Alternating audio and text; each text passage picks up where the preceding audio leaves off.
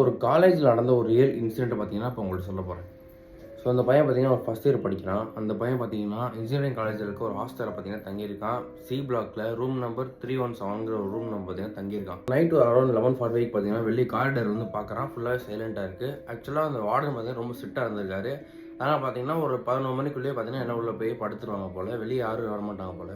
So இந்த பையன் பார்த்தீங்கன்னா வெளியே போய் செக் பண்ணிவிட்டு திரும்பி வந்து பார்த்தீங்கன்னா அவன் பெட்டில் உட்காந்துக்கிறான். டோர் லாக் பண்ணிட்டு உட்காடுறான். கொஞ்சம் நேரம் போகுது. திரும்பி வந்து பார்த்தீங்கன்னா டோர் தட்டுற சத்தம் கேட்குது. இந்த நேரத்தில் யார் வந்திருப்போம்னு சொல்லி அவன் திறக்காம விட்டுட்டான். திரும்பி கொஞ்சம் நேரம் கழிச்சு திரும்பி டோர் தட்டிக்கிட்டே இருக்காங்க. தட்டுறதை பார்த்தா யார் ஆகும்னு சொல்லி போய் திறந்து பார்க்குறான். திறந்து பார்க்கும்போது பார்த்தீங்கன்னா ஒரு சீனியர் வந்து நின்றுட்டு இருந்திருக்காங்க. அதாவது அந்த காலேஜில் படிக்கிற இந்த பையனோட சீனியர்.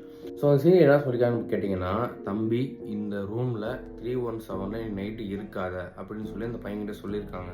பையன் பார்த்தீங்கன்னா கன்ஃபியூஷனில் இருக்கான். எதுக்கு இந்த மாதிரி நம்மகிட்ட இப்படி சொல்கிறாருன்னு சொல்லி கன்ஃபியூஷனில் இருக்கும் போதே இன்னொரு விஷயத்துக்கு குறிப்பாக சொல்கிறாரு. என்னன்னா, தம்பி 12 மணிக்கு மேலே இந்த ரூம் கதை திறக்காதப்பான்னு சொல்கிறாங்க. இந்த விஷயத்தை பார்த்தீங்கன்னா சீனியர் சொல்லி முடிச்சுட்டு கிளம்பி போயிட்டாரு. இவன் பார்த்தீங்கன்னா டோரை க்ளோஸ் பண்ணிட்டு டைம் பார்க்குறான். கிளாக்கில் 11:59 ஆகுது. பார்த்துட்டு அவன் பெட்லேருந்து உட்காடுறான். ஸோ கொஞ்ச நேரம், அதாவது 12 மணிக்கிட்ட தாண்டி பார்த்தீங்கன்னா லைட்ஸ் பார்த்தீங்கன்னா ஃப்ளிக்கர் ஆக ஆரம்பிக்குது. சடனாக வாட்ஸ்அப்பில் பார்த்தீங்கன்னா ஒரு நோட்டிஃபிகேஷன் வருது. என்னன்னா, தம்பி நான் சொன்னது நீ ஃபாலோ பண்ணலை. ஸோ இந்த மெசேஜை பார்த்துட்டு அவன் ரிப்ளை பண்ணலான்னு போகிறதுக்கு முன்னாடியே கரண்ட் போயிடுச்சு. கரண்ட் போனதுனால ஃபோனுக்கு டார்ச் ஆன் பண்ணிடுறான். ஆன் பண்ணி டைம் பார்க்குறான். டைம் பார்க்கும்போது அப்போ தான் பயங்கர ஷாக் ஆகிறான். என்ன நடந்துச்சுன்னா, அந்த கிளாக்குக்கு முன்னாடி பார்க்கும்போது எதுவுமே கிடையாது. இப்போ கிளாக்கை பார்க்குறான். கிளாக் பக்கத்தில் 317 டெம்பரவரி அப்படின்னு சொல்லி எழுதியிருக்கு. ஸோ அந்த எழுதிக்கிறத பார்த்ததுக்கு அப்புறமா அவனோட ஹார்ட் பீட் பார்த்தீங்கன்னா ரைஸ் ஆகுது. ஸோ அப்புறம் பவர் திரும்ப வருது. நார்மல் ஆகிறான். போய் படுக்கிறான். அண்ட் அகெயின் காலையில் ஒரு 6:30 ஆகுது. வார்டன் ரவுண்ட்ஸ் வராரு. காலையில் வார்டன் ரவுண்ட்ஸ் வரும்போது பார்த்தீங்கன்னா இந்த நைட் நடந்த விஷயத்தை நம்ம சொல்லலான்னு சொல்லி வார்டன்கிட்ட ஷேர் பண்ணுறான். ஸோ வார்டனோட ஃபேஸ் பார்த்தீங்கன்னா லைட்டாக சேஞ்ச் ஆயிடுச்சு. ஸோ அதுக்கப்புறம் வார்டன் ஸ்லோவாக அந்த பையன் என்ன சொல்கிறாருன்னா, தம்பி நீ தங்கியிருக்க 317 இதுக்கு முன்னாடி ஒரு பையன் தங்கியிருந்தான். அந்த பையன் நைட்டு ஊருக்கு வரும்போது ஆக்சிடெண்ட்டில் செத்து போயிட்டான்னு சொல்கிறாரு.